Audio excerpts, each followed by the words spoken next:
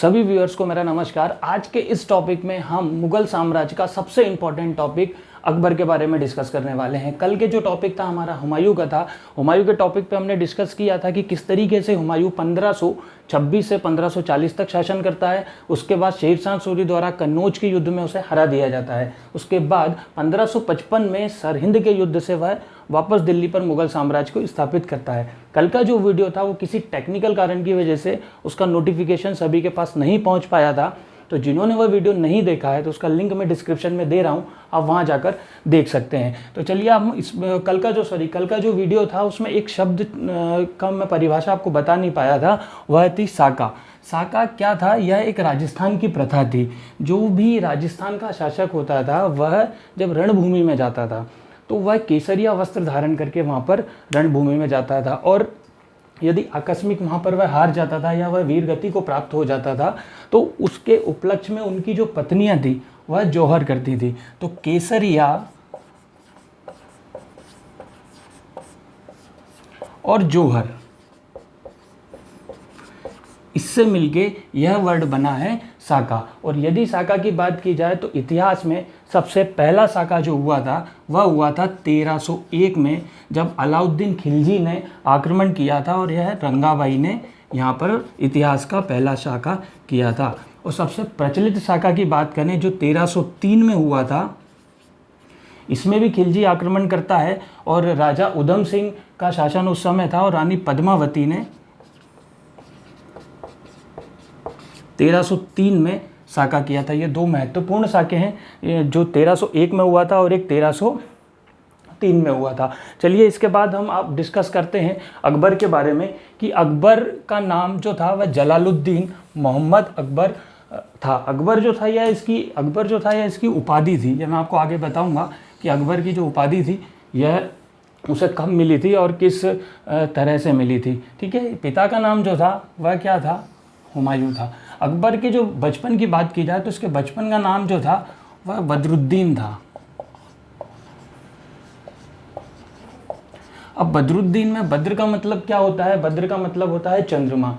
तो अकबर का जो जन्म हुआ था वह पूर्णिमा के दिन हुआ था, इसलिए हुमायूं ने उसका नाम बदरुद्दीन रखा था। माता की बात करें तो माता का नाम जो था वह क्या था? हमीदा बानो। यहाँ आपको दिख रहा होगा मरियम लिखा हुआ।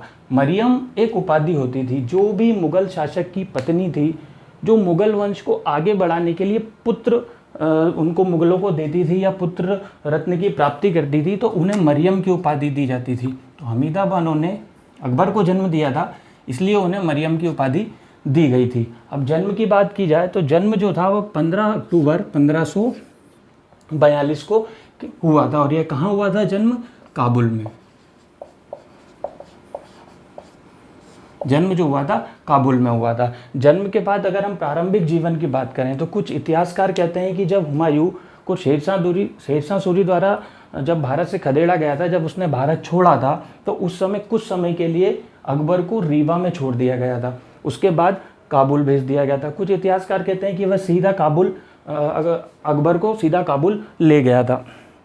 तो प्रारंभिक जीवन में वह काबुल रहा। उसके बाद मात्र 12 वर्ष की उम्र में उसे पंजाब का शासन मिला।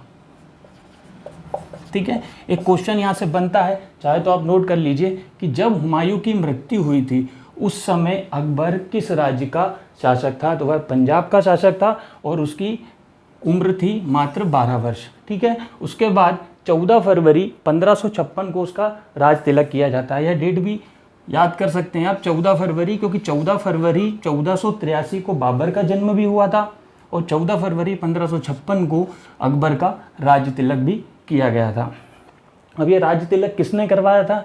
यहाँ पे एक नाम आता है राज तिलक के लिए, बैरम खां, जिसे खान बाबा कहा जाता है। बैरम खां ने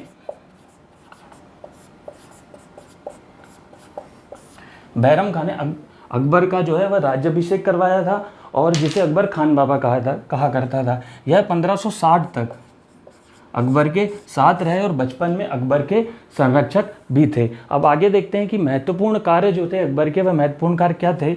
जैसे कि सबसे पहले 1562 में दास प्रथा का अंत किया गया था। 1563 में तीर्थ यात्रा कर हटाया गया था। 1564 में जजिया कर हटाया गया था। 1575 में इबादत खाना की स्थापना की गई थी और 1585 में लाहौर को राजधानी बनाया गया था। अब ये जजिया कर जो होता है, यह जजिया कर क्या होता है? यह मुस्लिम शासक द्वारा गैर मुस्लिम लोगों से लिया जाने वाला एक कर था। जब अकबर ने यह कर समाप्त किया था, उसके बाद ही वहाँ के लोगों ने उसे अकबर की उपाधि दी थी और उसका पूरा नाम जलालुद्दीन मोहम्मद अकबर हुआ था। यहाँ तक हमने देखा कि उसके महत्वपूर्ण कार्य क्या थे। शासन अवधि की बात करें तो 1556 से लेकर 1605 तक उसकी शासन अवधि रही थी और ये मृत्यु की बात करें तो 27 अक्टूबर 1605 को उसकी मृत्यु हो गई थी। जीवनी अकबरनामा आईन अकबरी, यह लिखी है अबुल फजल ने, जो कि उनके जो दरबार था अकबर का, वहाँ पर कवि हुआ करते थे। मकबरा कहाँ पर है? मकबरा सिकंदरा में है। यह आगरा से 4 किलोमीटर की दूरी पर स्थित है। अब अकबर के बारे में देखें, हम आते हैं सन पर कि पानीपत का पहला युद्ध, अकबर द्वारा जो पानीपत का पहला युद्ध लड़ा गया था, वह लड़ा गया था 5 नवंबर 1556 को। अब यह पानीपत का जो पहला युद्ध है, यह क्यों लड़ा गया था? पानीपत का दूसरा युद्ध।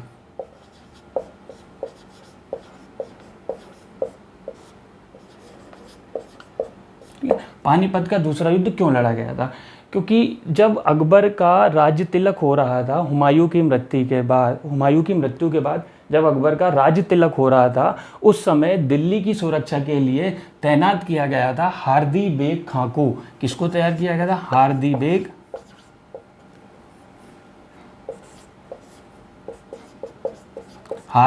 खां को तैयार किया गया था, सुरक्षा के लिए लगाया गया था। तो इस दोनों ड्यूरेशन के बीच में एक नाम आता है जो पानीपत के युद्ध की आधारशिला रखी थी। पानीपत का जो युद्ध के कारण, मूल कारण हुआ था कि वहाँ पर एक नाम आता है हेमू का,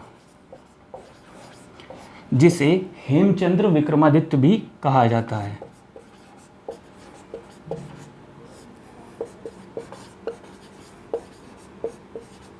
यह विक्रमादित्य की उपाधि धारण किए हुए था। तो ये जो हेमचंद्र थे, ठीक है, यह जो हेमचंद्र थे, यह आदिल शाह सूरी के राज्य में प्रधानमंत्री हुआ करते थे। एक नाम और यहाँ पर आ रहा है, आदिल शाह सूरी।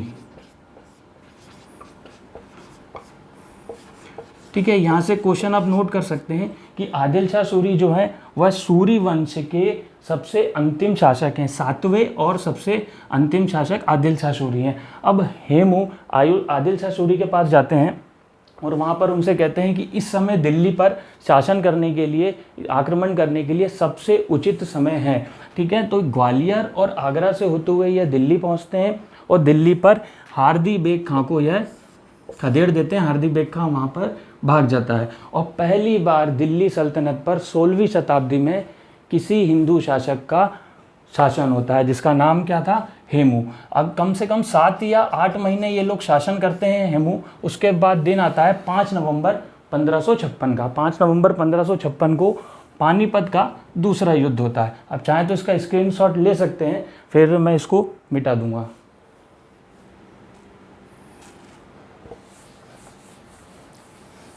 फिर दिन आता है 5 नवंबर 1556 का, जिस दिन पानीपत का दूसरा युद्ध उसी जगह हुआ था जहां पर बाबर ने उस युद्ध को किया था। अब इस युद्ध में अकबर और हेमू के बीच युद्ध होता है।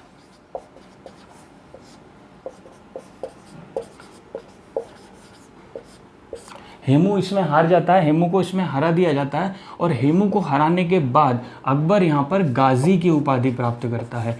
गाजी की उपाधि क्या होती है? गाजी की उपाधि ये होती है जब एक मुस्लिम शासक द्वारा गैर मुस्लिम शासक को युद्ध में हरा दिया जाता है या उसे मृत्यु दी जाती है, तो उस समय मुगल शासक जो है वह गाजी की उपाधि लेते हैं। यह गाजी की उपाधि किसने? बाबर ने भी ली थी। ठीक है, यह पानीपत का हमारा दूसरा युद्ध हो गया। इसके बाद आते हैं हम मालवा के युद्ध की ओर।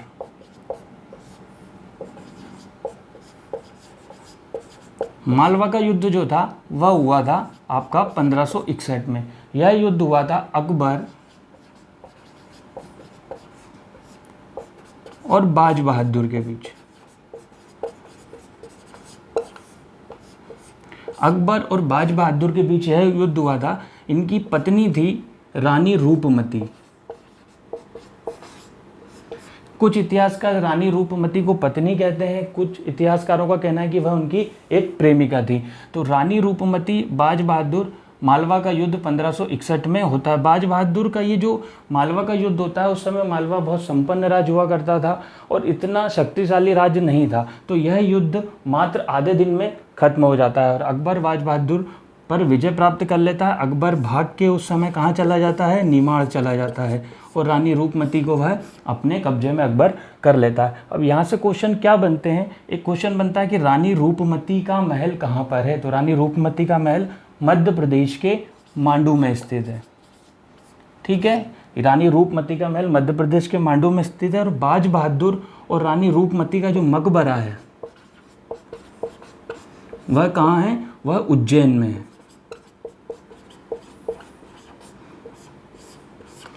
ठीक है, अकबर वर्सेस बाज बहादुर, रूपमती का महल कहाँ पर है, मांडू में, और इनका मकबरा कहाँ पर है, उज्जैन में। इसमें एक और आता है तानसेन। तानसेन के बारे में हमने सबने पढ़ा है कि वह अकबर के 9 रत्नों में शामिल था। इनके बचपन का जो नाम था वह रामतनु पांडे था। इनके बचपन का नाम क्या था, रामतनु पांडे। ठीक है, अब इनके बारे में क्वेश्चन बनता है कि रामतनु पांडे जो तानसेन थे, इनका संबंध किस घराने से है। तो इनका संबंध जो है ग्वालियर घराने से है और यह इनका जो जन्म हुआ था। ठीक है, यहाँ से थोड़ा सा कन्फ्यूज़न हो सकता है यदि हम इनकी बात की जाए कि इनकी मृत्यु जो हुई थी वह आगरा में हुई थी और इनका जो मकबरा है, इस आप सभी को पता है, काफ़ी लोगों को पता है कि इनका मकबरा कहाँ पर है, ग्वालियर में है। इनके जो गुरु हैं, इनका मकबरा ग्वालियर में और इनके जो गुरु हैं गुरु गोश मोहम्मद की कब्र के समाधि के बगल में ही इनकी इच्छा थी कि मुझे दफनाया जाए, तो वहाँ पर उनका मकबरा बनाया जाए। तो उनका गुरु गोश मोहम्मद की समाधि के साइड में इनका मकबरा बनाया गया है।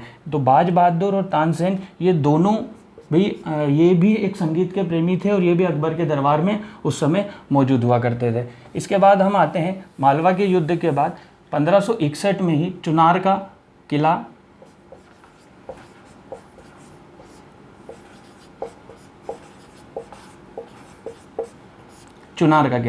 यह भी अकबर द्वारा विजय हासिल कर लिया जाता है। चुनार का किला, इसमें यह होता है कि चुनार का किला बहुत आसानी से वह जीत लेता है। उसके बाद हम बात करते हैं 1562, ये सबसे इम्पोर्टेंट पॉइंट है। 1562 आमेर का किला।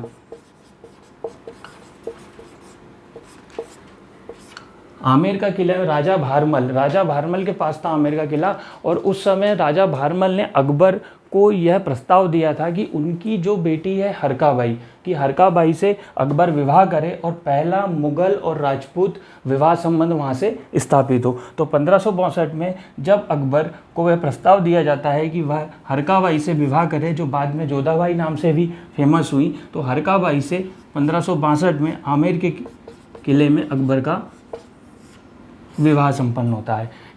मालवा का युद्ध, पानीपत का दूसरा युद्ध, मालवा का युद्ध, चुनार का किला और आमेर में हरका बाई से विवाह होता है। इसके बाद 1564 का वक्त आता है। इसके बाद 1564 का वक्त आता है। तो 1564 में रानी दुर्गावती जो गोंडवाना की संरक्षिका थी, रानी गोंडवाना। हाँ, तो फ्रेंड्स हम चुनार के किले की बात कर रहे थे कि चुनार का किला जो है 1562 में अकबर द्वारा इस पर फतह हासिल की गई थी। चुनार का किला जो है वह वर्तमान में कहाँ पर है, उत्तर प्रदेश में है। इसके बाद आता है सन 1564 में रानी दुर्गावती जो गोंडवाना राज्य की शासिका थी, संरक्षिका थी, अपने पति की मृत्यु के बाद उन्होंने गोंडवाना राज्य की संरक्षिका बनी और अपने पुत्र को राजा बनाया था। तो गोंडवाना पर हमला करता है। रानी दुर्गावती काफ़ी शिद्दत के साथ लड़ती हैं और काफ़ी महान योद्धाओं में उनकी गिनती की जाती है, परंतु एक संधि के तहत वह अकबर से समझौता कर लेती हैं। तो रानी दुर्गावती जो हैं, इनके बारे में मैं अगर आपको बताऊं कि इनका जो मकबरा है, या एक क्वेश्चन पूछा जाता है इनका संबंध कहाँ से है, तो इनका संबंध है मंडला से और इनका समाधि जो है वह भी मंडला में है। और अकबर के बारे में और भी कुछ अगले वीडियोस में मैं आपको बताऊंगा। तो इस वीडियोस को देखने के बाद यदि आपको अच्छा लगता है तो आप चैनल को लाइक कीजिए, सब्सक्राइब कीजिए, शेयर कीजिए और बेल आइकन दबाना प्लीज़ मत भूलिएगा। Thank you very much.